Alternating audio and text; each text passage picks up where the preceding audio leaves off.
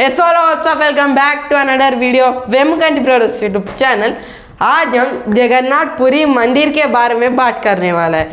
आपने भी कभी ना कभी सुना होगा, यूट्यूब शॉर्ट स्क्रॉल करते समय, रील स्क्रॉल करते समय ये सुना होगा कि इस मंदिर का जो झंडा होता है वो उल्टी डायरेक्शन में उड़ता है। और ये भी सुना होगा कि उस मंदिर में अभी भी श्री कृष्ण का दिल धड़क रहा है। और आपने ज़्यादातर मंदिर गए होंगे तो वो जो मूर्तियाँ होते हैं वो किससे बने होते हैं? ज़्यादातर पत्थर से, रॉक से, रेयरली मेटल से ना, इन दोनों से। मगर उस मंदिर में मूर्तियाँ वुड से बनाई जाती है, मगर क्यों?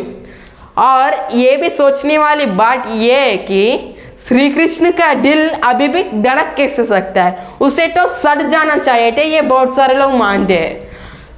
श्री कृष्ण का जो दिल है उसे ब्रह्म पदार्थ बोला जाता है। अगर वही इंग्लिश में हम बोले तो उसे बोलते हैं आर्क डिटेक्टर। आप आयरन मैन मूवी में, आयरन मैन के सीरीज जो भी होता है उसमें उसके पास आर्क डिटेक्टर जो होता है, अगर आप ये वो वाला आर्क डिटेक्टर समझ रहे हैं तो आप 100% सही है। एक वैसे ही आर्क डिटेक्टर कृष्णा के पास था। चलो, हमारे भगवान श्री कृष्ण कैसे मरे आपको मालूम होगा कि ज़ारा नाम का एक शिकारी था।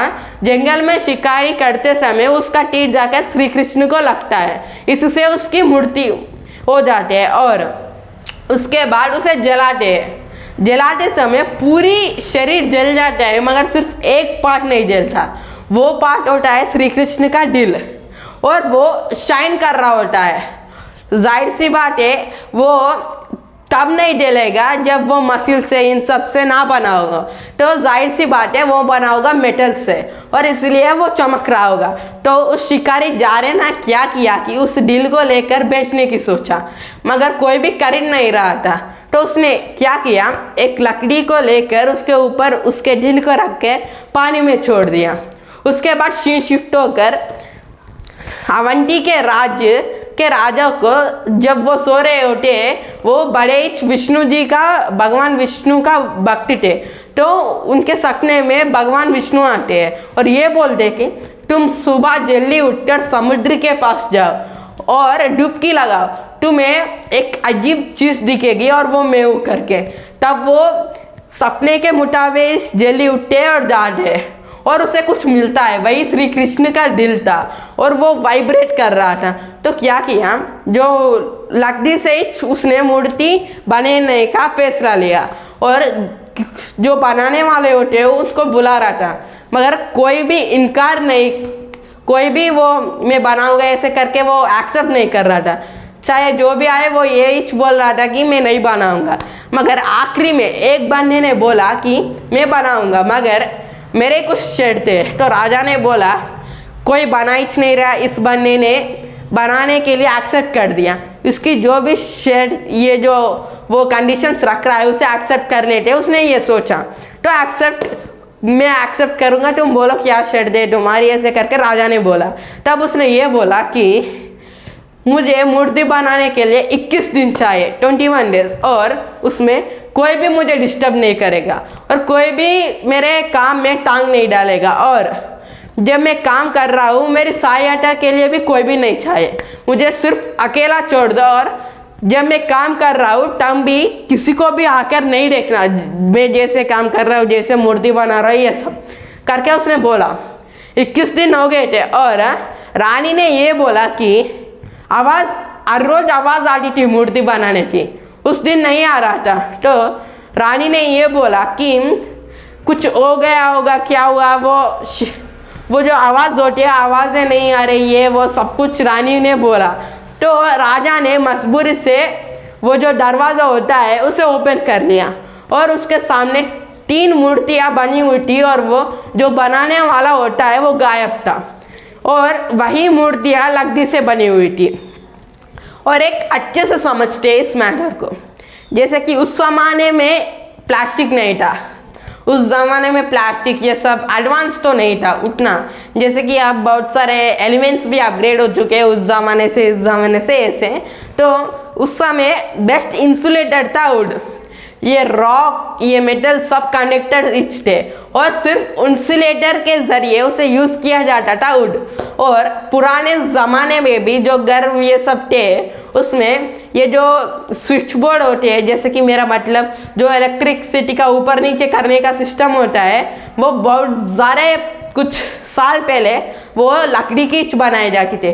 प्लास्टिक आने के बाद वो उससे भी ज़्यादा बढ़िया इंसुलेटर है, इसलिए उसको यूज़ किया जा रहा है, तो बने होंगे। और आपने ये सुना होगा कि श्री कृष्ण का दिल हर 12 साल में मूर्तियों से बदला जाता है। और आपने ये भी सुना होगा कि मूर्तियाँ अभी फिर से बनाए जाते हैं, मगर क्यों? और जब श्री कृष्ण का दिल बदला जाता है एक मूर्ति से दूसरे मूर्ति में, तब पूरी अंधेरा होता है, पूरे जो सिटी होती है, पूरे शहर में बिजली काट दी जाती है। आपने ये सोचा होगा कि अरे आर्ट ट्रांसप्लांट ये जो प्रोसेस है वो रिस्की प्रोसेस है, तो उसके लिए आपको बहुत ज़्यादा लाइट, हमेशा जो लाइट होती है उससे भी ज़्यादा लाइट होनी चाहिए, ये सब आप सोचते होगे। मगर उसको देखने का स्ट्रिक्ट मना है, जैसे कि सख्त मना है, कोई भी देख नहीं सकता। और उसे पकड़ते समय भी आंखों पर पट्टी बांधनी चाहिए और आंखों पर भी पट्टी बांधनी चाहिए, ये उड़र के रूल्स है। और ये माना जाता है कि जो रिटायर्ड पंडित होते हैं उड़र के, जब वो आग में पकड़ते हैं तो वो पूरी वाइब्रेट करते हैं। और ये भी कुछ चांसेस है, अगर आपने ये साइंस, केमिस्ट्री, फिजिक्स ये सब पढ़ा होगा, प्रेजेंट मॉडर्न जमाने के स्टूडेंट आप होगे, तो आपको ये तो बता होगा एक वेव्स दूसरी वेव से मिले, डिफरेंट वेव्स, तो कुछ डिस्ट्रैक्शंस पैदा होते हैं, ये सब आपको पता होगा ना। वैसे ही जब बिजली आई होगी भारत में, तब उस मूर्ति को शिफ्ट करने वाले थे, तब कुछ ना कुछ गड़बड़ हुआ होगा, क्योंकि उस समय मूर्ति में दिल रखा होगा, उस समय भारत में बिजली का आती। जब हम वो जो मूर्ति से दिल बदलते हैं बिजली आने के बाद पहली बार, तब कुछ ना कुछ हुआ होगा, इसलिए उसके बाद पूरे शहर में बिजली काट कर आंखों पर पट्टी बांधकर कुछ ना कुछ करते हो गए। ये एक थियरी है और ये बहुत सारे लोग सही मानते हैं। और इस मंदिर में ये माना जाता है कि इस मंदिर में जो प्रसाद होता है वो कभी कम नहीं पड़ता, कभी ज़्यादा नहीं होता, एकदम परफेक्ट ऑल सेट होता है। मगर क्यों? और बनाने का भी तरीका जो है वो पूरा डिफरेंट है, जैसे कि एक पॉट के ऊपर एक पॉट के ऊपर एक पॉट के ऊपर एक पॉट, ऐसा है। फिजिक्स के जरिए आप देखेंगे तो पहले जो नीचे वाली पॉट होती है उसे पकना चाहिए, मगर इस मंदिर में वो पूरा टॉप पे जो पॉट होता है वो बनता है। मगर क्यों? यह बहुत सारे अनसॉल्व मिस्ट्रीज है जो साइंस फिजिक्स भी नहीं सॉल्व कर सकता। और कभी भी टेम्पल्स में, मस्जिद में, चर्च में टॉप में कौवे, पिजियंस, पैरट ये सब बैठे होंगे ना, आपने देखा होगा कभी ना कभी। जब ट्रैवलिंग करते होगे एक बार ऐसे ऐसे घुमा आपको सिर को, कभी ना कभी आपको दिखे होंगे कौवे ये सब। मगर वही जगन्नाथपुरी मंदिर के ऊपर कोई कौवा भी नहीं बैठता, कोई भी इंसेक्ट्स भी आपको नहीं दिखेंगे। और वो नो फ्लाई एरिया जोन है। नो फ्लाई एरिया जोन मतलब ये है कि उसमें कोई भी मैन मेड थिंग्स जो होते हैं वो उड़ नहीं सकते, जैसे कि एरोप्लेन्स, ड्रोन्स, हेलीकॉप्टर ये सब उड़ने की सख्त मना है। मगर क्यों? ये भी कुछ अनसॉल्व मिस्ट्रीज है। और ये माना जाता है कि उसकी जेंडा हर रोज बदला जाता है, मगर क्यों? और वो पूरा का पूरा साउंड प्रूफ चैम्बर माना जाता है और वो रॉक्स के जरिए बनाया गया था। रॉक्स के जरिए उस मंदिर को साउंड प्रूफ चैम्बर बनाया गया। और आप ये मानोगे कि अरे यार तुम उस जमाने के भगवान को, इन सबको साइंस से क्यों जोड़ रहे हो? हर बात के पीछे साइंस होती है, जैसे कि उनको आप उस मंदिर को साउंड प्रूफ चैम्बर पत्थरों के जरिए बनाया गया था। और ये होती है इंडिया की एशियन टेक्नोलॉजी। और ये भी माना जाता है कि महाभारत में जो श्री कृष्ण ने जो वेपन यूज़ किया था वो एक स्मॉल न्यूक्लियर बॉम्ब था। अब ये बोलेगा अरे यार तुम क्या बात कर रहे हो? आप एक बात सोचे, हमारे भारत के अंदर कुछ आविष्कार हुआ है तो उतना हाइप नहीं देते भाई। कुछ फॉरेन में कुछ इंट्रोड्यूस किया गया और उससे एडवर्टाइजमेंट भी नहीं किया गया, फिर भी वो हम तक आता है। और हम कितनी हाइप करते हैं कि जितनी हाइप की कोई देख भी नहीं सकता। और जब हमारे लोग करते हैं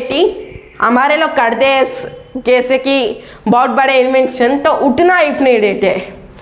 और इंडिया की एशियन टेक्नोलॉजी के बारे में आपने कभी ना कभी बहुत सारे वीडियोस देखे होंगे यूट्यूब में स्क्रॉल करते समय। फैक्ट्स में भी आपने देखा हो कि इंडिया के अंदर एशियन टेक्नोलॉजी बहुत एडवांस थी। आज के ज़माने के मॉडर्न साइंस से भी ज़्यादा एडवांस टेक्नोलॉजी एशियन टाइम में थी। आपने ये भी सुना होगा। If you like this video, please like, share, subscribe and comment.